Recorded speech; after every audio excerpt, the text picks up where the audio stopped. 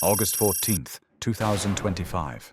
4:12 a.m., the jagged mountains of Durango, Mexico, beneath a cloak of darkness in a valley few outsiders ever dared to enter. The Sinaloa cartel's deadliest secret pulsed like a hidden heart. Not a farmhouse, not a warehouse, but a billion-dollar underground fentanyl factory, a super lab buried beneath rock and jungle. It was guarded by hundreds of mercenaries wielding heavy machine guns, anti-aircraft cannons, mines, and electronic jammers. This was not simply a drug lab, it was a war fortress. Every day it operated, it pumped out millions of lethal doses destined to sweep across American streets. But what the cartel didn't know was that thousands of miles away, in a command room glowing with satellite feeds, their empire had been discovered. And when the decision was made in Washington, it was as swift as it was merciless. Drop the hammer. What followed would become one of the most daring, precise, and devastating covert operations in modern history. So, what really happened when the steel hammer of the United States military fell on Durango? Don't blink. Don't look away. This is the story of Operation Hammer.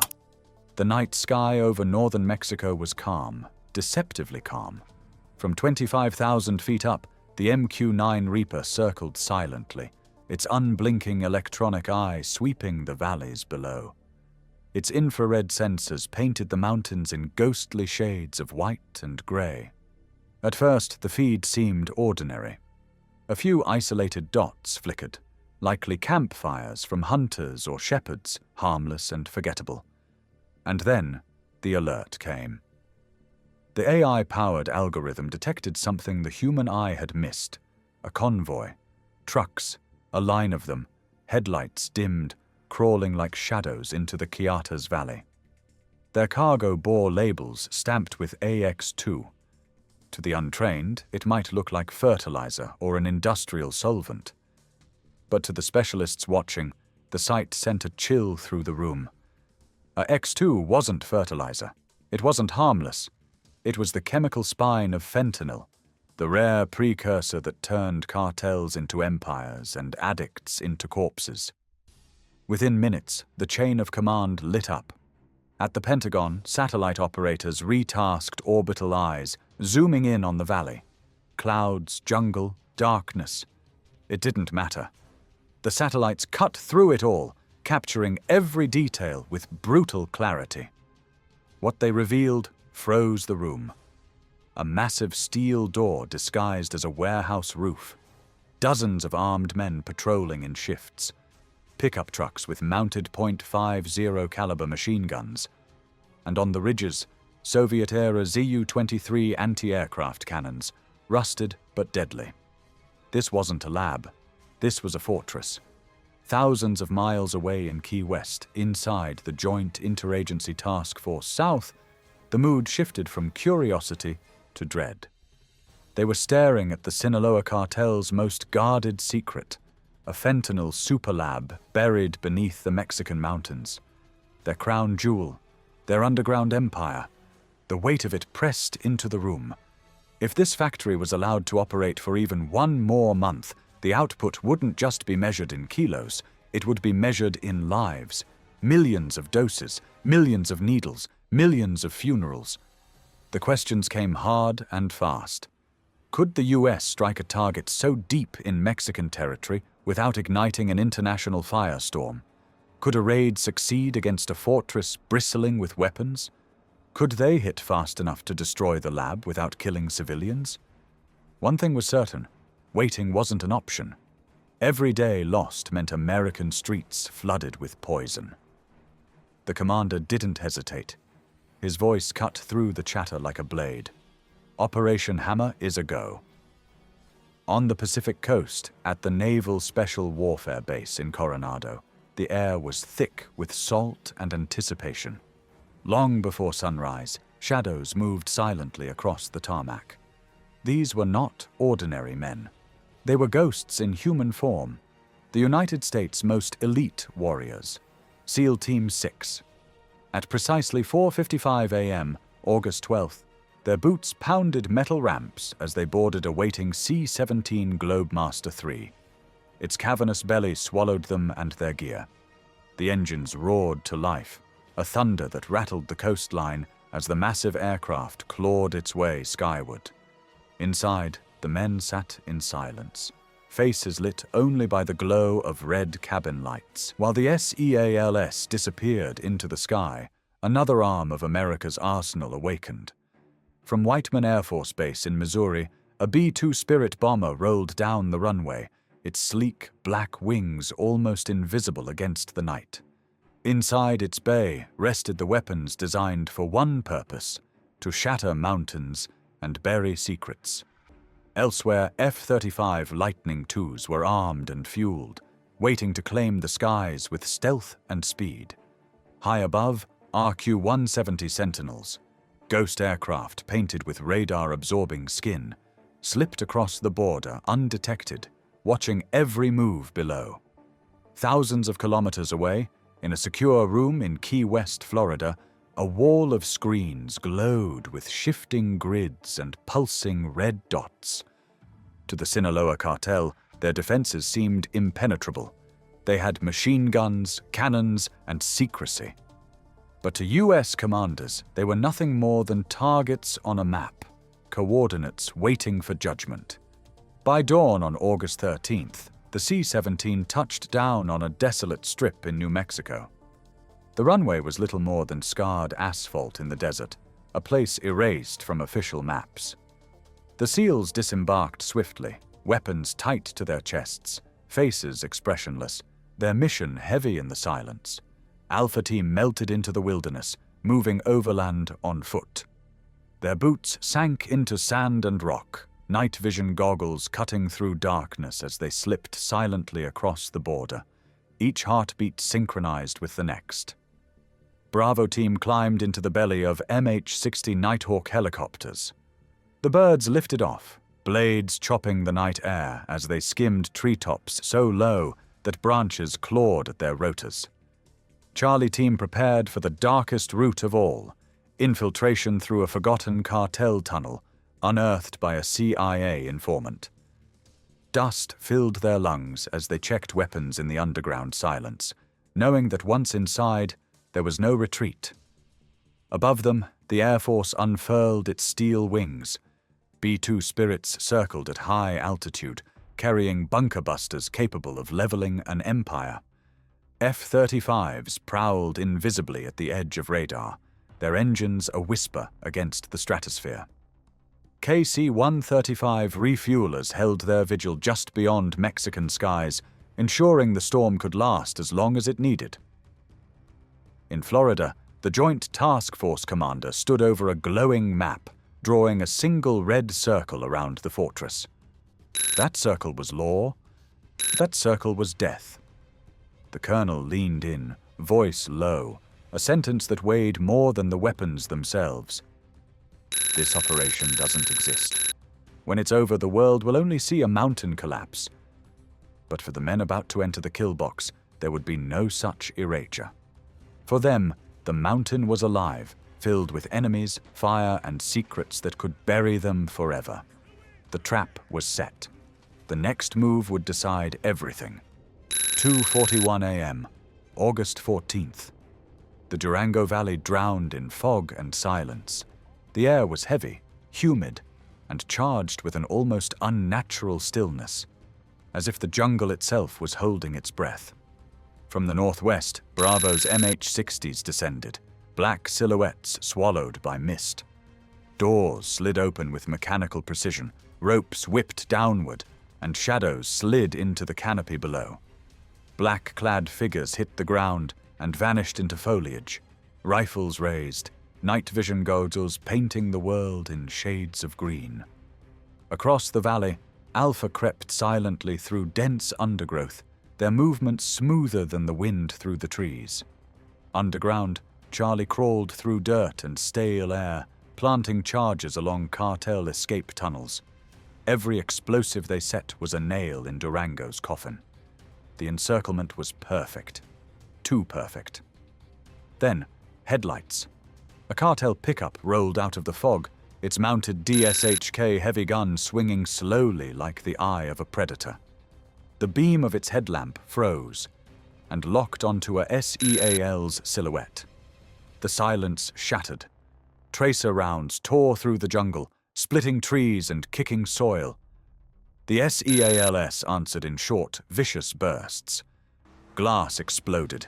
The pickup lurched sideways, tires shrieking before it slammed into a boulder. Its engine roared, sputtered, then went silent. Durango was awake. Shouts in Spanish erupted from guard posts. Dozens of cartel sicarios rushed out, AK-47s flashing, their muzzle fire strobing the fog like lightning. Bullets hissed through branches as jungle birds scattered into the night sky. Bravo retaliated with a rocket strike. An orange bloom lit up the ridge as a fortified nest vanished in a roar of fire. Alpha moved fast, tossing flashbangs into sentry positions. The valley echoed with concussive blasts followed by screams of confusion. But the cartel had teeth. From the underground bunker stormed Colombian mercenaries, hardened veterans, their discipline visible in every step.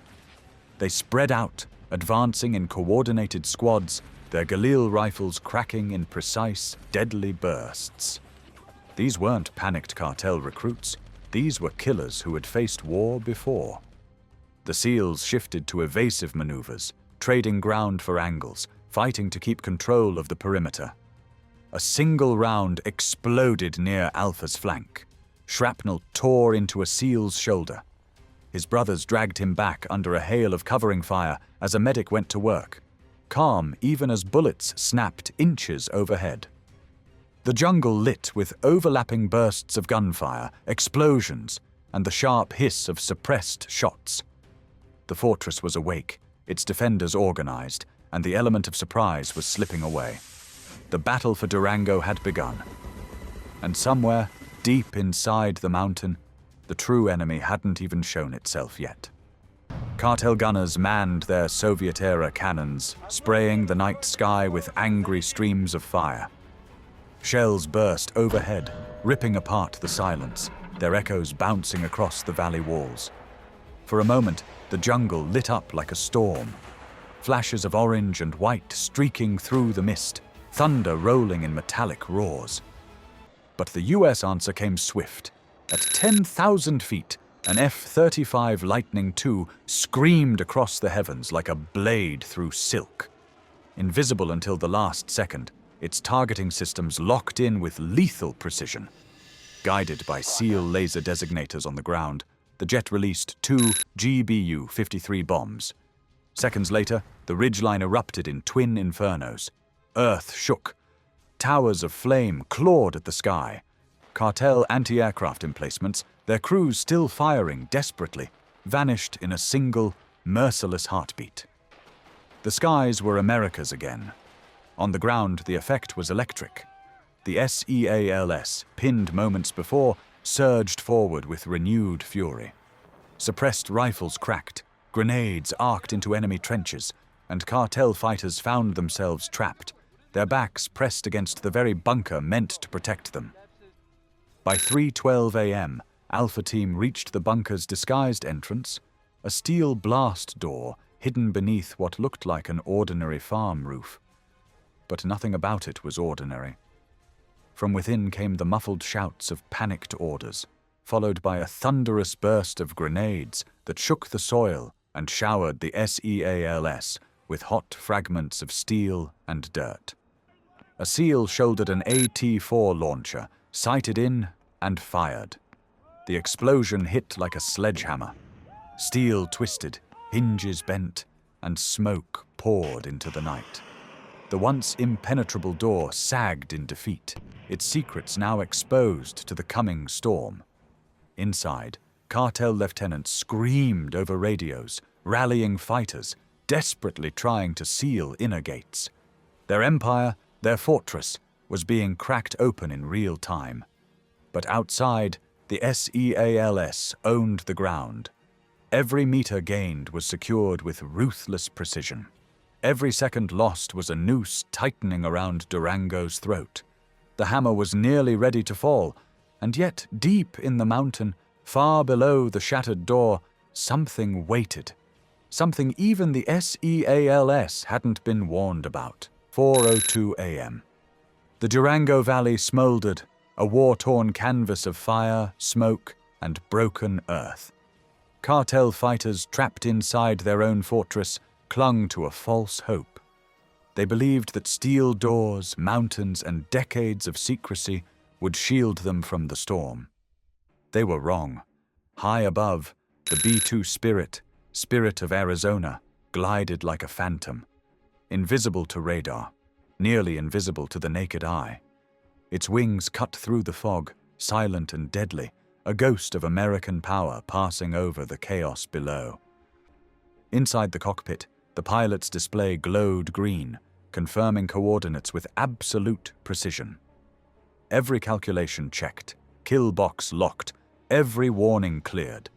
Then the calm, cold words came from Florida, carried across thousands of kilometers.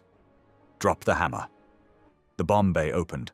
A 5,000-pound GBU-72 bunker buster fell into the void, streaking toward the mountain's secret heart. Seconds later, the valley screamed. The bomb pierced rock, burrowing hundreds of feet into the earth before detonating. The explosion was cataclysmic. The mountain convulsed. Earth heaved like a living creature in pain. Trees splintered and fell. Boulders the size of trucks rolled violently down the slopes. Fire erupted from the bunker's core, vomiting black smoke and molten debris high into the sky. The cartel's billion-dollar empire, its labs, machinery, stockpiles, and deadly secrets, was obliterated in a single, merciless heartbeat. On the ground, SEALs staggered under the shockwave, the force pressing like invisible hands. Radios crackled. A single voice cut through the haze. "Target down!" Silence followed. The air smelled of scorched earth and chemicals. The mountain, once a fortress of death, was now a tomb. But the story wasn't over. Among the collapsed tunnels and smoldering ruins, something stirred. A fragment of the cartel's operation, hidden, surviving, still waited. For those who thought the storm was over, Durango whispered a warning. Even when the hammer falls, the fight can linger. Go satellite. Images confirmed the grim truth. The underground complex no longer existed. Its tunnels had collapsed into eternal tombs, crushing machinery, stockpiles, and the cartel's most lethal secrets. The poison they had intended to flood American streets, the fentanyl that had killed thousands, was buried with them, trapped forever beneath tons of rock and earth. At dawn, smoke still curled from the valley, drifting lazily through the jungle, turning the sky a muted gray. Locals whispered of an earthquake, of mountains splitting as if the earth itself had rebelled. No one knew what had truly happened, but the stories spread like wildfire, carried on the wind and through hushed conversations. In Mexico's major cities, fear took root. Cartel allies went silent, unsure who could survive next. Rivals stared in disbelief, shaken to see the seemingly untouchable Sinaloa empire reduced to rubble in mere hours. The myth of invincibility, the idea that no force could penetrate their fortress, was shattered forever. In Washington, the Pentagon released a terse statement. Any attempt to bring poison into the United States will pay a price. Overnight, the cartel's economy collapsed. Fentanyl prices skyrocketed, supply chains fractured. Leaders panicked, retreating into the shadows, desperately attempting to regroup. But the true impact was not financial. It was psychological. The message rang out loud and clear. Nowhere was safe, no bunker deep enough, no mountain high enough to escape the reach of America's steel hand. And as the smoke cleared over Durango, one chilling truth lingered in the minds of every criminal plotting in darkness. If the hammer can fall once, it can fall again. Operation Hammer was more than a military strike. It was a warning. For the cartels, it was proof that no bunker, no fortress, no mountain could protect them. For Americans, it was reassurance that their military could respond with precision and absolute power. And for the world, It was a reminder of something long known but rarely seen. The United States' steel hand can strike anywhere, anytime, without warning. From the moment the MQ-9 spotted that convoy to the instant the B-2's bomb detonated, less than 72 hours passed. A billion-dollar empire vanished in a single night. Not a war, not a campaign. A single, decisive strike. And to those watching in the shadows, from cartel bosses to hostile nations, the message could not be clearer. When America drops the hammer, there is no escape. As the first sunlight broke over the scarred mountains of Durango, only smoke and silence remained. Locals would remember it as the night the earth shook. The cartel would remember it as the night their empire collapsed. And history will remember it as Operation Hammer, the lesson that when the United States is threatened, its answer is swift, surgical, and final. This was not just retaliation. It was a promise that America will protect its people, whatever the cost. When the steel hammer falls, the world takes notice.